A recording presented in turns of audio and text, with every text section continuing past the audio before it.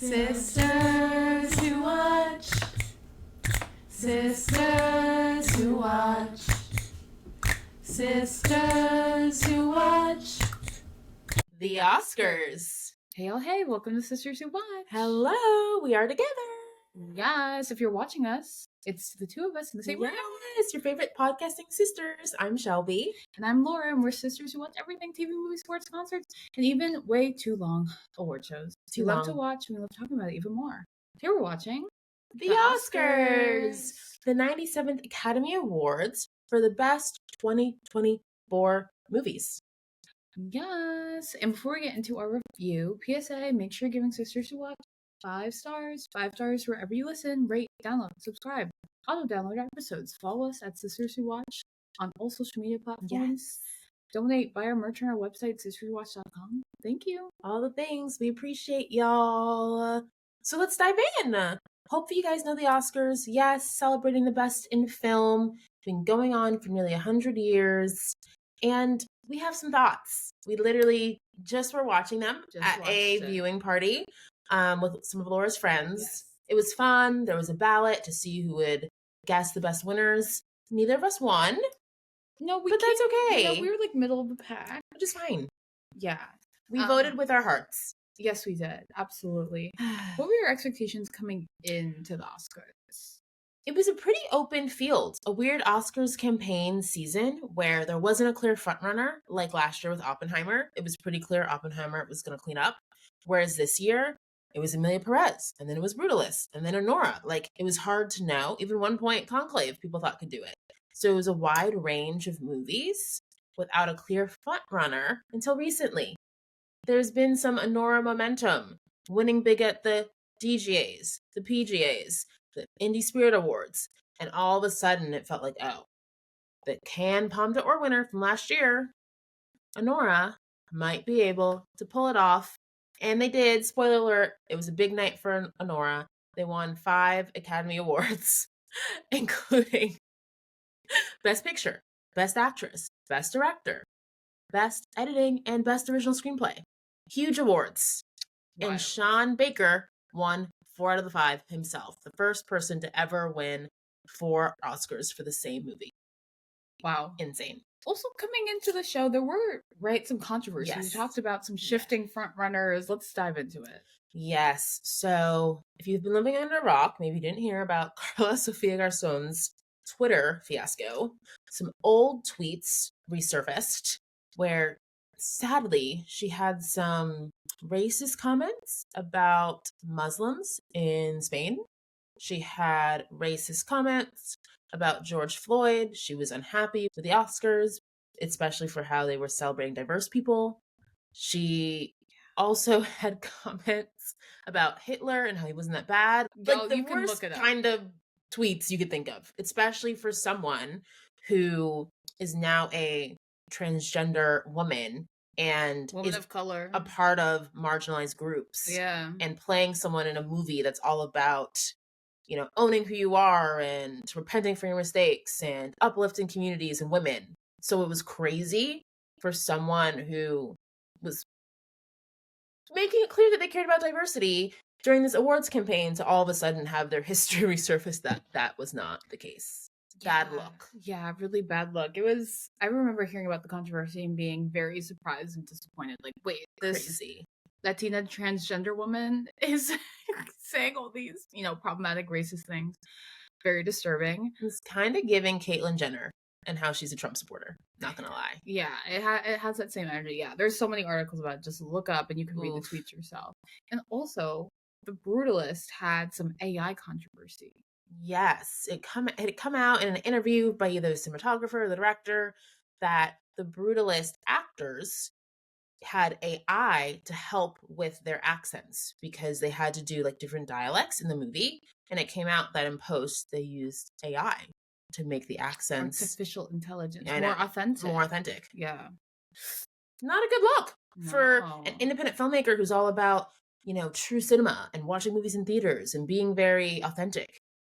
Doesn't seem right. Yeah, especially, Adrien Brody, he wins Best Actor, and apparently they use AI to help his accent be more authentic. Whereas Timothée Chalamet sounded like Bob Dylan all by himself. Sang no like AI Bob Dylan. used. Yeah. So that was something Not people were great. talking about and definitely did not help with their Oscars push. Mm-mm. The one other thing that I was annoyed about was that Challengers, our favorite movie of 2024, wasn't even nominated for anything tonight. So that was tough. Like coming in, one of my favorite movies wasn't even in the conversation. So I wasn't super excited coming into the Oscars, not gonna lie. No, and I made a TikTok about it, so go check out Sisters Who Watch on TikTok. And like that night when the Oscars came out, I was like, how was Zendaya not nominated? How was the screenplay? How was the score, right? The score with the EDM. It won at, I think, the Golden Globes. I know. Yes, like, and then to not even be nominated at the Oscars is crazy. That score is iconic. And Zendaya, that was to me the best role I've seen her in. She was so good. So I was very shocked that Challengers was not given any love. We both really, really love that movie. Justice for Challengers. So we talk about summer expectations. Who did you think was going to win big? Like, who were your predictions to win? I had a feeling Anora, Conclave, The Brutalist would probably win the most awards, like out of the main categories. But I did have a feeling like Wicked and Dune Part 2 would win like the technical categories, right? Like Dune Part 2, of course it's going to win visual effects and sound, right? It was a very like cinematic and visually stunning movie. And just given the fact that Anora, Brutalist, Emilia Perez, even Conclave had won a lot of precursor awards, it felt like those were the 4 top contenders for most things. Yeah, I agree. I feel like there was so much buzz around The Brutalist. Everyone's like, oh, it's amazing. It's a masterpiece. It's an epic. Everyone was saying that it was going to sweep and win all these things. So I was expecting that to win big, but I think as award season progressed, Anora picked up a lot of momentum. So I was thinking, okay, those two probably we're gonna win big. And I will say, good year for Cannes 2024. Reflecting on it, you had multiple movies that premiered at Cannes ending up getting nominated for Oscars and winning. Anora, Emilia Perez, The Substance, Seed of a Sacred Fig. Like, okay, Cannes, out here trying to like be the most relevant film festival. I love that for y'all. Yes, check out her Cannes 2024 episode. Shelby was working there and got to see some of the movies, and she predicted that these Anora, Emilia Perez were going to be big contenders. So yes. Okay, what were some of your favorite moments of the show? We love Wicked, and if you're watching us, we are wearing pink and green in honor of Wicked. Call me Alphaba. I'm wearing pink, so I guess I'm Glenda. So I love that Wicked, kind of like Barbie last year, was given some time to shine, even though they probably knew Wicked wasn't going to win many awards. So to kick off the show with Ariana Grande singing Somewhere Over the Rainbow, and then Cynthia Erivo singing another Wizard of Oz song, and then coming together to end with Defying Gravity, Chef's Kiss. Chef's Kiss. Great way to start the show. Reeled me right in. And, lean into the stars. Honestly, lean into it. Pull in those Wicked fans at the beginning with their performance, and hopefully they'll stay. Yeah, I agree. The opening was lovely. Their voices are angelic. Gosh. Cynthia's iconic note that everyone... Oh my gosh, Cynthia Erivo, was that you? Yes. Thank you. Yes, that note's iconic now.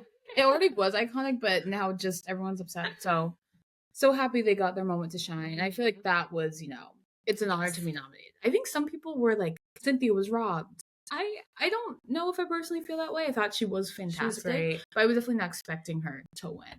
For sure. Yeah. And what did you think about Conan's monologue? Yeah, I feel like Conan, I don't have a strong opinion on him. Like, he's funny. Yeah. But I wouldn't say we're big Conan fans. He's solid.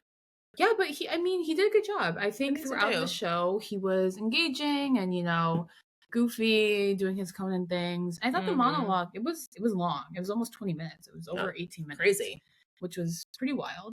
But the Carla Sophia publicist joke was funny. Wild to poke fun at her as she sits in the audience. They did not pan to any of the Emilia Perez. No, and rightly so. The John Lithgow face was very funny, and people were using it as memes and reactions for the rest of the evening. And I mean, that Adam Sandler bit, hilarious. So funny. That was so good. And when he goes into Mia's face, Chalamet! That was very so Adam Sandler. I did enjoy that. And he made a pretty good Kendrick Lamar joke. That I think was the best joke for me. I thought that was so funny. It was like about halfway between the show, and he was like, yeah, we're about halfway from the show, so I know you're all expecting Kendrick Lamar to come out and call Drake a pedophile. And we're like, whoa. Imagine if Kendrick Lamar came out and was like, certified lover boy, certified pedophile, and then he just walked out. A minor. What? Imagine if Kendrick Lamar just came out and started doing Not Like Us. They should have done that. They absolutely should have done that. What a missed opportunity. And what was also funny, Nick Offerman being the announcer. How random. I didn't realize it right away, and then I was like, is that Ron Swanson? I know that voice. Iconic. Absolutely iconic. Good for him. Little surprising, but he's a great voice. I know, it was surprising, but good for him. He's getting gigs. Hey. I haven't seen him in too much recently, but no, I haven't either. Happy that he's working. Good for Nick. And I mean, Shelby and I clearly, we really liked Wicked. We're wearing our outfits. I mean, Paul Tazewell. Oh my gosh, seeing him win in his speech, first Black man to ever win for best costume design. And I remember we talked about this when we reviewed Wicked with Sisters in the Stars. We went to Target and they had a whole exhibit basically talking about his story, his background, and how he worked on all the Wicked costumes. And then Target had a Wicked line with all the outfits, and it just highlighted him, had his face, and we just thought that was so cool. So cool. We were both close to tears when he won. Huge moment, and honestly well deserved for Wicked to win for costume design and production design. Absolutely. Another moment I really liked, and I didn't love many of the presenters, but the one that stood out to me was Davine Joy Randolph. When she presented supporting actress, the way she was talking about each actress, it was like, wow, like she was deserved an Oscar for that. Like the emphasis, the pauses, it was very dramatic. Like, give her another Oscar just for the presenting. So good. She was like, Zoe, my dear, you're an icon. She was like, Ariana, the joy, the charisma, the light inside of you. It was honestly really amazing. That was a highlight. Cut to Ariana and she was like, Ariana's just, her reactions the whole show was so funny. Her watching Cynthia in the back being like, oh, wow. In the opening performance, Ariana, honestly, give her an Oscar for just her reaction. Just being herself. Show. Like when Paul Tazewell was doing his speech, Ariana and Cynthia were like, yes, like they were like going wild in the front row, right, as they should be. Yes, as they should be. After Davine Joy Randolph presented, Zoë Saldaña won, and I just thought her speech for Best Supporting Actress was best really, speech of the night. I think so too. So good. You could tell how much she cared. She was very humble, unlike some other people. Cough, cough, Adrien Brody. Like, she just, it was great. Well deserved. And she's an actress that I think a lot of people have seen, right? She's been in the Marvel movies. She's been in Star Trek and Avatar. But it was amazing. And she mentioned this, to have her be in like a drama where she was able to use her musical talents and able to speak Spanish. Yes. As an immigrant, being able to speak her native tongue, you could tell she just meant a lot to her. Yeah. So I thought that was special. I didn't love her dress. A lot of people in the room were like, But her speech was great. Yeah, I agree. I'd say best dressed, maybe Halle Berry. Yeah, she looked really fantastic. To be 58 and looking that good is iconic. Hands down. Not over it. Hands down the best dress. For sure. So good. And something else I loved, a movie that both Shelby and I were really surprised about was I'm Still Here. The movie from Brazil, starring Fernanda Torres. Oh my gosh, I saw it with a few friends in San Francisco and blew me away. I truly was blown away. So I'm really happy that it won Best International Feature. That was a great moment. Huge moment. Honestly, one of my favorite films of the year. Yes. Saw it at the beginning of 2025, so did not make our 2024 Best Movies list. But I'm still thinking about how powerful and emotional the movie made me feel. Like, it was just so good. And at one point, people thought Emilia Perez might win this category. Yes. So it was not a surprise, but in the recent months, it had more momentum. Like, people were seeing this movie, and coupled with the Emilia Perez drama, it just took over. Mm-hmm. And well deserved. I'm Still Here. I'm glad y'all got this one. Yes. And another thing I just say in general, it was nice to see the support for the LA wildfires, right? Crazy start to the year for LA, and so many people who are in the industry, live in LA, and were affected. So I appreciated seeing like the firefighters brought out and just touching tributes. I thought it was funny that Conan had some of the firefighters deliver jokes. Yeah, that was cute. Yeah, I thought that was like a funny way to not just like have them stand there, right, and be cheered on, but deliver jokes get that them Conan involved. didn't want to say. Yes, I thought that was cute. Mm-hmm. Of course, there were some highlights, but I feel like there were some least favorite moments from the show. I feel like overall the show Wasn't my favorite. Yeah, it wasn't my favorite. There were a bunch of like random tributes. A lot of it felt just very kind of disjointed, random. What was the story? Right. Of course, the Wicked performance made sense, but this was the first year that there are no original song performances in recent history. Right, last year we had I'm Just Ken. Iconic. Right, and so this year they didn't do that. So instead we got a bunch of like random tributes. The tribute to James Bond with Lisa from Blackpink, Doja Cat, and then Ray. That felt really bizarre. And then the Quincy Jones tribute with Queen Latifah also felt so out of place. I appreciate them trying to still find ways for music to be in the show. Right. But if you're going to do that, it needs to make sense. Like we said, Wicked made sense. Yeah. Like if it doesn't make sense, don't waste our time with a James Bond tribute. No. We could tell when they were performing, the audience in that room was silent. There was like no clapping until the end. Like people were over it. And I personally feel like it was a bit strategic because Amazon just got full control from the family that owned the James Bond creative control, like this rich British family. They got full control from them to now have decision and leeway over when to make James Bond movies and how. And that rattled Hollywood because James Bond was like the only franchise where like a family had creative control over what movies and content was made. And now, right, you have this big corporation run by Jeff Bezos that has free leeway to do what they want. I will be shocked if we don't have like a TV show, a movie, spin-offs, all the prequels, sequels, all the things to James Bond in the next few years. Not lost on me that a week or so after this is announced, all of a sudden there's a James Bond tribute on the Oscars. So now it's in our minds that James Bond is relevant and we'll be like, oh, when's the next James Bond coming? And all of a sudden there's an announcement from Amazon. Yeah, Quincy Jones recently died, right? So but it just felt very random and grasping for straws. And for sure. Yeah, because I didn't love it. He was mentioned during the In Memoriam, along with like Gene Hackman, who recently passed. So as much as I know his impact, I don't know if that full tribute and song was needed. Mm-hmm. Like I genuinely think having Oprah and Whoopi Goldberg talk about him was fine. Then bringing out Queen Latifah to sing a song from The Wiz that I'm sure no one in that room knew, besides the few Black people like Coleman and Cynthia standing up to try and like support. Yes. Like the room did not seem to vibe with that either. Because it didn't make sense. No. Why are we singing The Wiz? It just felt so out of place. Yeah. Something else that I felt so uncomfortable during this moment. Oof. So Adrien Brody won Best Actor.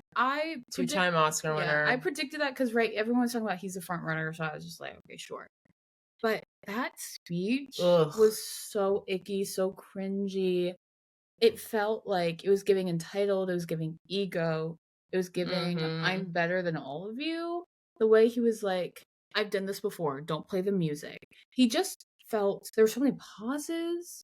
He took like what seemed like it was at least 10 minutes. Yeah, at least 10 minutes. Which is insane since they were playing off everyone else. Yes.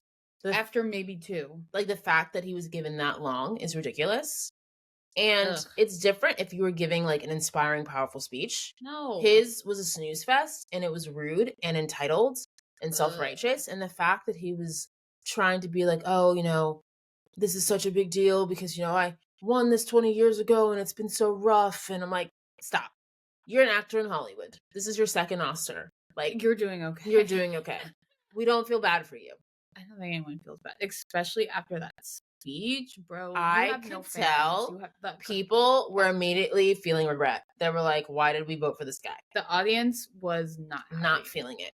Whereas you have people like Ray Fiennes who are so nice and like hardworking actors that have been doing this for a while, or Coleman Domingo, Sebastian Stan, even Timmy, right? Who is like this young guy who's excited for the moment. Like so many other people that would have done a better job with speeches than that clown. That was my least favorite moment of the whole show. It was rough. And everyone, we were watching in a big group, and everyone was just having a bad time.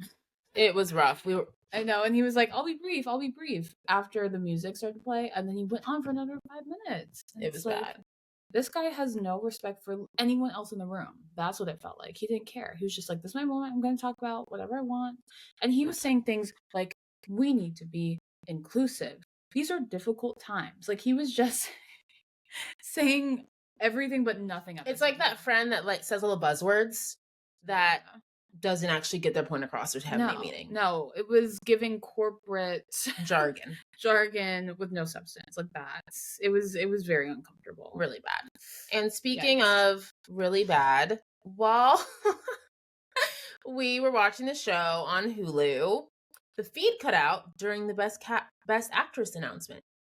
Mind you, one of the more competitive races, and as they were announcing the nominees, it cut out. And then there was a rush in the room to try and get it on like YouTube TV or Apple or somewhere else without seeing spoilers. And then we're finally able to get it back up, and we see Mikey Madison won. And we're like, people in the room. What? I jumped up. Shelby ran. I ran out of the room because almost everyone except one person in the room had picked Demi Moore to win. Because Justice for Demi Moore. Justice for Demi Moore. As someone, neither Shelby and I have seen The Substance, but from every single person that we have heard, we've just heard that she was amazing and really killed it. And right, we both saw Anora. Yes, Mikey Madison. She did a good job, right? She carried the movie, the titular character. But was it Oscar worthy? No. I'm sorry. I'm sorry. No. This is a moment where it's just hard to understand what the Academy is thinking. This has happened before, where a clear frontrunner that has won previous awards all of a sudden loses. And it's like, to a young, thin, white woman. Yikes. Last year with Lily Gladstone, everyone thought she was going to win. Loses to Emma Stone. Glenn Close a few years ago, nominated 7 times, never won. Nominated for The Wife, loses to a younger actress in Olivia Colman for The Crown. Like, this happens a lot. And for some reason, the Academy is willing to give young actresses like Jennifer Lawrence or Julia Roberts or Emma Stone Oscars in their 20s, but not older actresses. And then somehow, for Best Male Actor, they typically give it to older actors, but not young men. And I'm like, what's with this pattern? You don't want to give it to Austin Butler, but you give it to Brendan Fraser.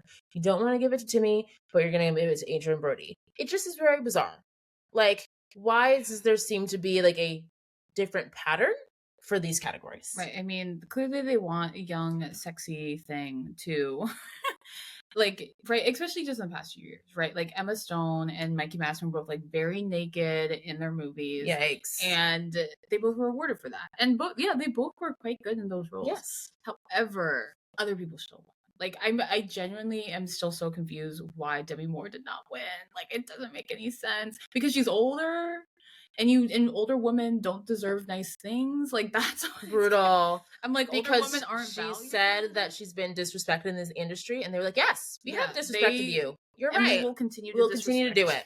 We don't think you are a Oscar-worthy actress. We think you're just a movie star. Yeah, that's brutal. What it's giving. That's what's giving. Is absolutely what it's giving. Yeah. And they've done that, right? They will nominate maybe Jim Carrey or Jennifer Aniston, but like, oh, we're not going to give it to you. You're not going to win. Like, it's brutal. I hate it. Yeah. And of course, the show went really, really long. I mean, the opening monologue was 18 minutes. Adrien Brody talked for 10 minutes. Yeah, it dragged. It definitely dragged. And there were random performances that did not need to happen. Added waste of time. Yeah. So now on to some of those snub surprises and upsets that had us shook. The first one really being Flow winning in the Best Animated Feature category over Wild Robot. Now, I know people liked Flow. It's a Latvian movie about a cat. I think people in the industry liked it. You know, a lot of like international voters liked it. But I'm sorry, the Wild Robot was such a beautiful movie, and it made me emotional. No, I was crying the whole time. That was such a sweet film. I was really shocked how much I enjoyed it. Oh. So I think also pretty much everyone in the room also Voted for Wild Robot. voted for the Wild Robot to win. And another upset, No Other Land for Best Documentary beat Porcelain War. Mhm. And I voted for No Other Land because I knew it was about, the Israel Palestinian conflict. Like, I haven't seen it, but I heard it was really good and I knew it was a powerful story. So I was like, I hope that wins. And wow, what an impactful, incredible speech. So both Israeli and Palestinian filmmakers came together to make the documentary, and they had such a good speech being like, hey, like, there's so many people in Israel who want to see freedom for Palestinians, and they called up the US being like, you are not helping in this liberation, you are part of the problem. And I thought that was so impactful. I was like, yes, please speak on it. Like, this is such an important speech right now. This speech and the Zoë Saldaña one were by far the two best. And, I was hopeful something like that could win, but I thought Porcelain War would win, right? It came out of Sundance, where a lot of like big documentaries come out of. It was about the Ukrainian war in Russia, and a lot of documentaries about that conflict have won in the last few years. So it's like, oh yeah, something that the Academy likes to vote for.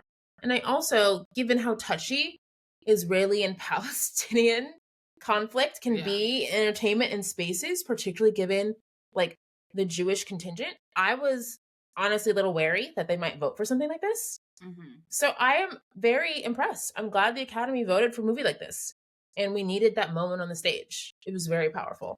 Yes, that was a bright spot of the show for sure. Yeah, of course, Mikey Madison beating Demi Moore for Best Actress. Shock of the night for sure. And I know Shelby was rooting for Timmy, and a complete unknown went 0 for 8. Brutal. It's happened the last few years where some movies get a lot of nominations, like Killers of the Flower Moon, and they go, 0. They blanket. Kind of crazy. I personally prefer when the Oscars spread out the awards. Like, yes, it's an honor to be nominated, but it's different, right? If you're Nickel Boys, a movie Laura really liked, I still need to see, that had 2 nominations and didn't win any. Going 0 for 2 is very different than going 0 for 8. So I feel like when you go 0 for 8, 0 for 10, 0 for 11, it's like, dang, really? You couldn't give us one award? I know. Like, that's wild. Okay, so how are we feeling about the Oscars 2025? Not great. It's not a watch for Shelby. It's a wait. It's a wait. I'm kind of annoyed by Anora's near sweep. Some of the surprises, the speeches really weren't great beyond Zoë Saldaña and No Other Land. The energy of the show, the lack of fun performances, like, honestly, I had a good time mostly because I was in an Oscars party, not because of the show. No, I agree. The show was very disappointing. It's definitely a wait. I feel like the surprises were not fun surprises. Like, I immediately felt sick when Mikey Madison won. It just felt like a cruel joke for, an older woman who just so clearly deserved to win. And Twitter feels the same. Yes. And Adrien Brody's speech made me sick. And I really love Nickel Boys, and that was my favorite movie out of the Best Pictures. I definitely wish that got more love and more people were talking about it and excited about it. And yeah, I just think, am I missing something? We both saw Anora, and this was after a lot of the hype. People were like, this movie's amazing. It became a front runner. And I saw it, and Shelby was like, oh yeah, I was a little underwhelmed. I was like, okay, interesting. Yeah. And right, it's a woman-led movie. I was like, okay, cool, interesting. But I watched it, and when it was over, I literally was like, huh, that's how it ends. I was a little disappointed, and some people were like, oh, I loved Anora. I think it's overrated. I'm shocked. Best Picture worthy. I think crazy. I think it's a statement being like, yes, we love independent film. Go to the movie theater. Woo, woo, woo. Like, this is a movie with a bunch of actors I've never heard of, which is great. But I'm like, why is this the Oscar darling? I genuinely don't understand. It doesn't make sense to me. Why do people love this movie? It just felt like they decided to pick a movie and be like, okay, so this is one's going to win. Even though I thought it was predictable. I was like, okay, they're going to find Vanya in the bar that she used to work at. She's gonna get embarrassed. She's gonna get into a fight. Like, I knew what was gonna happen. Like, I knew what was gonna happen the whole movie. I was like, okay, they're not gonna get married, all this stuff. So I was just really surprised that people were like, wow, so well done, so unexpected, twists and turns, such a wild movie. Am I missing something? How did you feel about Anora? Yeah, I thought it was solid. I think because it won the Palme d'Or at Cannes, and then all of a sudden became the front runner, my expectations were very, very high. Yes. And I believe this can happen when a movie's expectations get too high. Same with Everything Everywhere All at Once for me. People were like, this is the best movie I've ever seen. It's amazing. I finally saw it and I was like, for me. So I do think I have had issues when a movie is so like well regarded, best movie ever, and then I see it and it's like, I think the expectations were too high. Yeah. So I think it fell prey to that for me. I also just think it was a little too sexual. I know it was about, you know, a sex worker in a strip club. Like, I understand that. But sometimes I think people like to do that just for the sake of it. And I think it was a little too much. And to your point, I think the whole time I was like, okay, I guess, I get it. She's a stripper. He has money. Yeah. I guess I was hoping for a little more. That's all. I was expecting a lot. And people were like, this movie's insane. I was like, yeah, I was just hoping for a little more. They were like in the house for so long. Like, I was like, okay. Like, I get it. Yeah. Like, she's in the house, you know. Yeah. So Anora disappointed me. So I'm very surprised that it got so much love and it swept. I'm very surprised. Yeah. Okay. Are you also a wait? Yes. Watch the clips on YouTube. Don't watch it. Absolutely not. Very disappointing show. Okay, on to what to watch segment. What do you think could be nominated for next year's Oscars? Given that Wicked was nominated this year, I have to assume Wicked for Good will be nominated next year. Yeah, I think so. And maybe even win something. I do think sometimes when people know there's like a part 2 or a part 3 coming, that's why some people thought Dune part 2 didn't get more love, because people know Dune part 3 is coming. I think when that is happening, people are like, oh, I'll just award it for the next movie or for the next season. So I do have a feeling maybe Wicked for Good can get some more love next year. Mm-hmm. And beyond that, I'm curious to see, you know, what comes out of Cannes, what comes out of these festivals. Given how successful a year Cannes had this year, I'm curious, you know, what's going to be that new festival darling that people really love, right? Because even A Real Pain, which, you know, Kieran Culkin won for, that came out of Sundance last year. And I forgot to mention The Apprentice. That came out of Cannes. So, right, you had all these like film festival darlings end up doing really well with Oscar nominations and wins. Yes. So keep tabs on those people. Good to know. I mean, Shelby's got all the recs, so we gotta all be listening to her. Yes. And something that's exciting for next year to keep tabs on is that the Oscars are adding a new category. Best Casting Direction. Okay. Yes. It's been a while since they've added a new category, and people have been begging for this for years because other award shows like the BAFTAs have a category for Best Casting. And casting is really so crucial, right, to coming up with a successful movie. And to your point, Laura, with Anora, people you have no idea about. It's like, how did the casting team do that, right? Like, it's interesting. And even like with Wicked, I think they struck gold with their cast, right? Bowen Yang was such a fun presenter today when he was on stage to present costume design for Wicked. Like, I feel like they found a good way with an ensemble cast. So I do feel like Best Casting Direction will be a nice addition to next year's Oscars. Yes. I think that'll be very exciting to see. Yes. Well, if you enjoyed this episode of Sisters Who Watch, please give us 5 stars. 5 stars wherever you listen. Yes, rate, download, subscribe, buy our merch on our website, follow us on social media at Sisters Who Watch. Yes, we appreciate y'all and we want to hear from you. So DM us, comment, let us know what you think. Subscribe, follow, all the things. Thank y'all so much for tuning in. Stay watching.